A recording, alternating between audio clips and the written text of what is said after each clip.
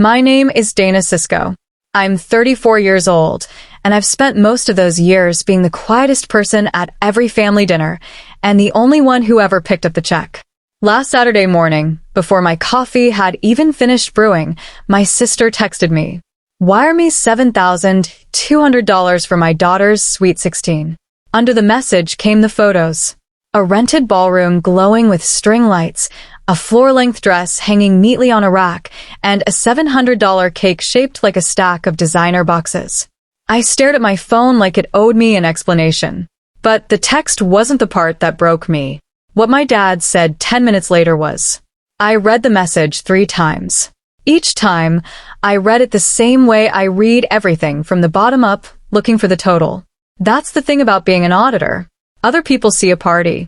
I see a number that has to come from somewhere. And I always know exactly whose account it's coming from. My sister Tammy had sent the whole thing to the family group chat instead of messaging me privately. That was its own kind of message. The venue photo had a caption, "Mia deserves this." Then came the dress. Then the cake. Then a little heart emoji, as if that somehow made the price feel smaller. My mother replied within a minute. 3 clapping emojis and the word gorgeous. My aunt Denise filled the chat with hearts. Nobody asked how any of it would be paid for, because in my family, that question has always had the same answer. Me. I set my phone face down on the kitchen counter and let the coffee finish brewing.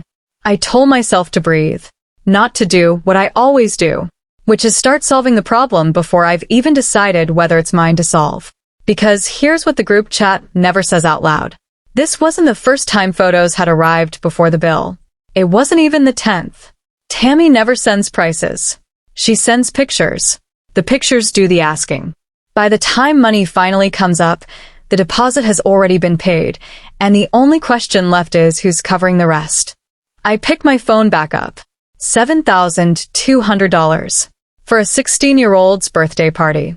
Somewhere beneath my ribs, 10 years of quiet math started adding itself together, whether I wanted it to or not. You have to understand how something like this gets built. Nobody hands you 10 years worth of bills all at once.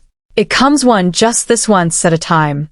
The first one I remember was Tammy's transmission when Mia was 6 years old and her car broke down in a grocery store parking lot. $900. Just this once.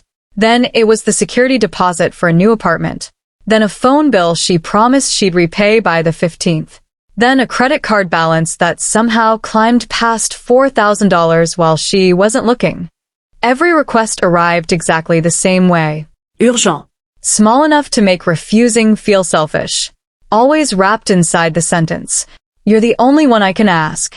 And I always was. I'd transfer the money before I even let myself feel what it cost. Because feeling it would have meant admitting there was a pattern. And admitting there was a pattern would have meant I'd have to do something about it. So I didn't count. That was my entire strategy, if you could even call it one. I closed the group chat without replying. For the first time in years, I wasn't trying to fix anything. That should have felt empowering. Instead, it felt like standing on thin ice, waiting to hear the first crack. The coffee on my kitchen counter had gone cold. I didn't even notice until I reached for the mug and found it untouched. My phone stayed silent for nearly 20 minutes. In my family, silence was never a good sign. It meant people were talking somewhere else. Private messages. Private phone calls. Private versions of the story, where I wasn't invited to defend myself. I had seen it happen before. Only this time, I wasn't chasing after the conversation. I opened my laptop instead. Not because I intended to send the money, because I wanted to answer a question I'd spent years avoiding. Exactly how much had I already given? I logged into my bank account. Then I opened another window. My credit card history. Another. My savings account. One by one, statements appeared across my screen. At first it looked ordinary. Small transfers. A few $100s here. $900 there. A security deposit. A utility bill. A forgotten insurance payment. Nothing dramatic. Nothing that would make headlines. But families rarely fall apart because of one giant moment. They fall apart because of hundreds of tiny moments everyone pretends not to notice. I grabbed a legal pad from my desk. Old habit. Auditors trust paper more than memory. Across the top, I wrote one sentence. Family loans. Then I started adding dates. October. Venue deposit. $1,500. July. Transmission repair. $900. March. Apartment deposit. $1,200. Christmas before that. Credit card payment. $860. The list kept growing. Every page uncovered another page. Every, just this once, had quietly become another chapter. By noon, I'd filled 6 sheets of paper. I reached for my calculator. When the total appeared on the screen, I checked it again, then a third time. $28,430. I stared at the number until the digits stopped looking real. $28,000. That wasn't generosity. That was a second life. A second future. A future I'd been financing while postponing my own. The realization didn't make me angry. It made me tired. So incredibly tired. My phone buzzed. Mom. I let it ring twice before answering. Mom. Her voice was softer than usual. Honey, your sister's upset. I almost laughed. Of course she was. Tammy was always upset whenever someone else stopped making her problems disappear. I'm sure she is. Mom hesitated. You embarrassed her. No. I asked for a budget. Another pause. You know how Tammy gets. I looked down at the legal pad covered in numbers. Ido. She's under a lot of pressure. So am I. Silence. Real silence this time. Finally, she asked, can't you just help one more time? There it was. The sentence I'd heard my entire adult life. Just one more time. Funny thing about one more time. Nobody ever says it for the last time. I took a slow breath. I'm buying a condo. Mom stopped speaking. I didn't know. I know, because nobody had ever asked. Not once. Not how I was doing. Not what I wanted. Not what I was saving for. Only whether I was available. I've been saving for 8 years. I continued quietly. If I move that money now, I lose the house. Mom sounded genuinely surprised. You never told us. I never had the chance. Before she could answer, another call came through. Tammy. I declined it. She called again. Then again. 5 times in less than 3 minutes. Finally, she sent a text. Thanks for ruining Mia's birthday. Happy now? I read it twice. Then I looked at the total on my legal pad. $28,430. No. I hadn't ruined anyone's birthday. I'd spent 10 years making birthdays happen. There was a difference. For the first time in my life, I finally understood it. The next morning, I walked into my office an hour early. Not because I had work to finish. Because I couldn't stop thinking about those numbers. $28,430. I had spent my career helping companies find missing money. Funny how I'd never looked for my own. The building was quiet. Most of the lights were still off. I unlocked my office, sat down, and opened the folder I'd avoided for years. Every receipt, every canceled check, every bank transfer confirmation. I had saved all of it. Not because I expected to use it someday. Because auditors don't throw away paper. Paper remembers what people forget. I spent the next 2 hours building a spreadsheet. Date. Amount. Reason. Promise. Repayment. The last column stayed almost completely empty. By lunchtime, one pattern became impossible to ignore. Every major request came just before something important happened in my own life. When I started graduate school, Tammy needed help moving. When I bought my first reliable car, her credit card suddenly became an emergency. When I finally crossed $50,000 in savings, the Sweet 16 appeared. Maybe it was coincidence. Maybe it wasn't. My phone buzzed. A message from Mia. Not Tammy. Mia. Aunt Dana, are you mad at me? I stared at the screen. None of this had ever been about Mia. I called her. She answered almost immediately. I'm sorry, she whispered before I could say anything. For what? Mom's crying. I'm sorry she's upset. There was a long pause. Then Mia asked something that caught me completely off guard. Did you really pay for my birthday already? What do you mean? She sounded confused. Mom said you've been planning this party with her for months. I closed my eyes. No, sweetheart. I haven't. Another silence. So, why did she say that? I didn't answer. Because I didn't know. Or maybe I was finally beginning to. That evening another message appeared. This one from Dad. Family dinner tomorrow. 6 o'clock. Everyone's coming. Let's settle this together. For years those words would have filled me with anxiety. This time, they felt different. I replied with one word. Okay. Then I printed my spreadsheet. Every page. Every receipt. Every transfer confirmation. Every promise. I placed them neatly inside a 3-ring binder. Old habits. Organization calms me. The next evening I drove to my parents' house. The same driveway. The same porch. The same wind chimes hanging beside the front door. Nothing had changed. Except me. Inside, everyone was already there. Mom, Dad, Tammy, Mia. Aunt Denise. Even my cousin Eric had shown up. The table looked exactly the way it always had. Except nobody was eating. They were waiting. Tammy spoke first. So, have you decided?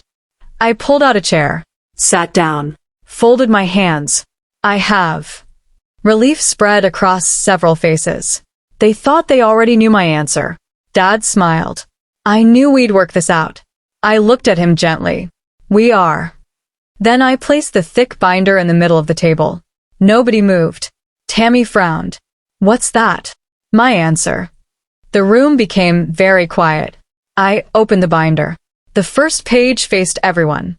At the top, in bold letters, were 4 words. 10 years of help. Tammy laughed nervously. What is this? I turned the page. July 2016. Transmission repair. $900. Another page. Apartment deposit. $1,200. Another. Credit card payment. $860. Another. Venue deposit. $1,500. Page after page. Year after year. No accusations. No yelling. Just dates. Amounts. Receipts. The only sound in the room was paper turning. Finally, Dad leaned forward. His reading glasses slipped lower on his nose. He whispered, I didn't know it was this much. I looked at him. I don't think any of us did. Tammy crossed her arms. You're keeping score now? No. I finally looked. No one had an answer for that. The silence felt heavier than any argument I'd ever had. And for the first time, no one asked me for $7,200. They were too busy looking at everything that had already cost me far more. Nobody reached for the binder. Not at first. They simply stared at it, as though the numbers might change if they waited long enough. Dad was the first to speak. His voice sounded older than it had the day before. I honestly didn't know. I believed him. That was the hardest part. He hadn't been keeping track, because none of us had. In our family, kindness had always been measured by sacrifice. No one had ever thought to measure the cost. Tammy finally broke the silence. So what? You chose to help. I never forced you. I looked at her calmly. You're right. I chose to help. But every choice I made was built on a promise. I slid another page across the table. It wasn't a receipt. It was a handwritten note. Tammy recognized it immediately. I'll pay you back as soon as I get my tax refund. Signed, Tammy. Dated 8 years earlier. Another page. I'll send the money next month. Another signature. Another promise. Another year. Then another. By the time I finished, the stack of handwritten promises was nearly an inch thick. No one said a word. Mia looked from the papers to her mother. Quietly, she asked, Mom, were you ever going to pay Aunt Dana back? Tammy opened her mouth. Closed it again. She looked toward Mom. Then Dad. Finally, she whispered, I always meant to. I nodded. I believe you. And that's what makes this so sad. I think you believed it every single time you said it. Tears filled Tammy's eyes. For the first time all evening, she wasn't angry. She looked exhausted. like someone who had spent years running from bills that had finally caught up with her. Dad slowly removed his glasses. I failed both of my daughters. No, y ensure gently. You taught us to love each other. We just forgot that love isn't supposed to leave one person carrying everyone else. The room fell silent again. Then something unexpected happened. Mia stood up. She walked around the table until she was standing beside me. She wrapped her arms around my shoulders. I'm sorry. I hugged her back. You have nothing to apologize for. She looked at everyone in the room. I don't want to party if it hurts our family. Tammy immediately shook her head. No, sir. But Mia continued. I'd rather have everybody together than have a fancy ballroom. Nobody had prepared us for honesty from the youngest person in the room. Sometimes, children tell the truth adults spend years avoiding. Dad stood up. He cleared his throat. The party changes. Everyone looked at him. We'll celebrate in the backyard. I'll cook. Mom smiled through her tears. I'll bake the cake. Aunt Denise laughed softly. I'll decorate. Even Eric spoke up. I'll handle the music. For the first time since that first text message, no one looked at me. No one waited for my wallet. They were looking at one another, trying to remember what family was supposed to feel like. I reached into my purse. Tammy stiffened. She probably thought I was pulling out my checkbook. Instead, I removed a small envelope. Inside was a house key. I placed it carefully on the table. I close on my condo next Friday. Mom gasped. Dad smiled. A real smile this time. You finally did it. I finally chose me. Nobody argued. Nobody called me selfish. Tammy quietly reached across the table. I'm proud of you. They were simple words. Maybe 10 years late. But they mattered. 3 weeks later, I carried the last box into my new condo. It wasn't perfect. The kitchen sink still leaked. The parking lot view hadn't improved. But every room belonged to me. That first night, I sat on the living room floor eating takeout from a paper container because I still hadn't unpacked my dishes. My phone buzzed. A message from Mia. It was a picture. Not of a ballroom. Not of an expensive cake. Just our family standing in my parents' backyard around a homemade birthday cake with 16 candles. Everyone was smiling. The caption read, "Best birthday ever. Love you, Aunt Dana." I smiled. Then I opened the folder I'd carried for almost 10 years. One by one, I removed every receipt, every IOU, every canceled check. I fed them into my small paper shredder beside the desk. Not because they didn't matter anymore, but because they had finally served their purpose. Some debts are paid with money. Others are paid with truth. That night, for the first time in a very long time, I went to sleep knowing I hadn't lost my family. I'd simply stopped financing the version of it that was slowly costing me my own life. And sometimes, that is the most valuable investment a person can ever make.